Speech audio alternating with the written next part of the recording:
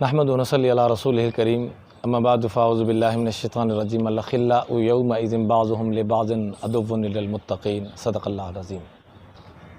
قیامت کے دن ایک چیز یاد رکھیے گا، دوستی کے متعلق اللہ تعالیٰ فرماتے ہیں کہ کل قیامت کے دن اچھے دوست جو ہوں گے، جو یہاں پر بھی اکٹھے تھے وہ وہاں پر بھی اکٹھے ہوں گے، یہاں بھی اکٹھے وہاں پر بھی اکٹھے، اور جو بری سنگت ہوگی، برے دوست ہوں گے، یہاں پر بھی ایک دوسرے کا سہارا نہیں بنیں گے، وہاں پر بھی نہیں بنیں گے، بلکہ ایک دوسرے کو ملامت کریں گے، ایک دوسرے کو برا بھلا کہیں گے۔ اس لیے ہمارے ایک بہت بڑے بزرگ گزرے شاہ صاحب عطا اللہ شاہ صاحب بخاری رحمۃ اللہ علیہ فرمایا کرتے تھے، ایک دفعہ بیان کر رہے تھے تو وہاں ایک آدمی سنگترے بیچنے والا ہے اور کہنے لگا لے لو اچھے سنگ ترے، پنجابی میں کہا چنگے سنگ ترے۔ تو حضرت نے اپنا بیان بند کر دیا، فرمایا اس کی ایک بات پہ عمل کر لو، تم نے میری پوری تقریر پہ نہیں پورے دین پہ عمل کر لیا۔ تو لوگ حیران ہوئے، مجمع حیران ہوا، ہزاروں میں مجمع تھا، کہنے لگے کیا مطلب حضرت، اس کے پاس تو سنگ ترے ہوں گے؟ فرمانے لگے نہیں، چنگے سنگ ترے، جن کو سنگت اچھی مل گئی، دوستی اچھی ملی گئی، وہ تر گیا۔ قرآن پاک میں حسرت کا لفظ، جیسے ہم ایک دکھ کے ساتھ کہتے ہیں نا، کاش ہم کرونا کے حالات آنے سے پہلے یہ کام کر لیتے، کاش ان دنوں میں یہ کر لیتے، کاش فلاں پلاٹ لے لیتے، کاش فلاں عبادت کر لیتے۔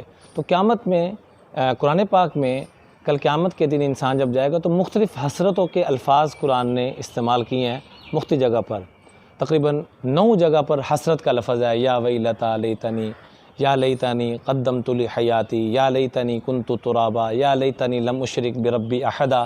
لیکن 2 مرتبہ حسرت کا لفظ پورے قرآن میں صرف 1 مرتبہ آیا ہے، یا ویلتا لیتنی، حسرت بھی حسرت کرے گی، کس چیز پہ؟ لم اتخذ فلانا خلیلا، ہائے کاش میں فلاں برے انسان کو اپنا دوست نہ بناتا، فلاں کی صحبت اختیار نہ کرتا۔ آپ سب سے بڑی مثال دیکھیے، صحابہ کرام کا ایک پہلو اسلام لانے سے پہلے کا ہے کہ کوئی حکومت نہیں کر رہا، ایک اسلام لانے کے بعد ہے کہ پوری دنیا، پوری کائنات، سب کچھ، انسان نہیں، حیوانات کیا، جنات کیا، ہوائیں کیا، آگ کیا، ہر چیز ان کی حکومت کے نیچے آ رہی ہے۔ سیدنا عمر فاروق رضی اللہ تعالیٰ عنہ مدینہ منورہ بیٹھے، زلزلہ آیا، کوڑا مارا، تو میں اسکنی یا ارض انی عادلہ، کہ میں تیرے اوپر عدل نہیں کر رہا۔ یہاں بیٹھ کے پیغام دے رہے ہیں اور ہزاروں میل دور جا رہا ہے پیغام، یا ساریۃ الی الجبل، حضرت ساریہ تشریف لے گئے ہوئے تھے جنگ کے لیے ایک مارکے کے اندر، میں اس طرف پہاڑ کی طرف رخ کرو، تو وہاں سے اللہ دکھا رہا ہے کہ دشمن اس طرف چاہ رہا ہے اور اللہ نے فتح عطا فرما دی۔ پانی ان کا تابع، آگ ان کی تابع، ہوا ان کی تابع، ہر شے ان کے تابع ہو گئی، جبکہ وہ ایک دور تھا کہ ان کے اوپر حکومت کوئی نہیں کر رہا، اور ایک دور کیا آ رہا ہے، ہر شے ان کی حکومت کے نیچے آ رہی ہے۔ وجہ کیا ہے؟ آپ نے کبھی غور کیے؟ صحابہ صحبت سے نکلے ہیں کہ نبی کریم صلی اللہ علیہ وسلم کی صحبت کو اختیار کیا۔ رب نے پوری کائنات سے کہہ دیا کہ اگر کامیاب و کامران ہونا ہے فَإِنْ آمَنُوا بِمِثْلِ مَا آمَنْتُمْ بِهِ فَقَدْ اهْتَدَوْا، تو صحابہ کے نقش قدم پہ چلنا ہوگا جنہوں نے آقا کریم صلی اللہ علیہ وسلم کی صحبت کو اختیار کیا۔ اس لیے اللہ والے فرماتے ہیں یک زمانہ صحبت باولیاء بہتر از 100 سالہ طاعت بے ریا۔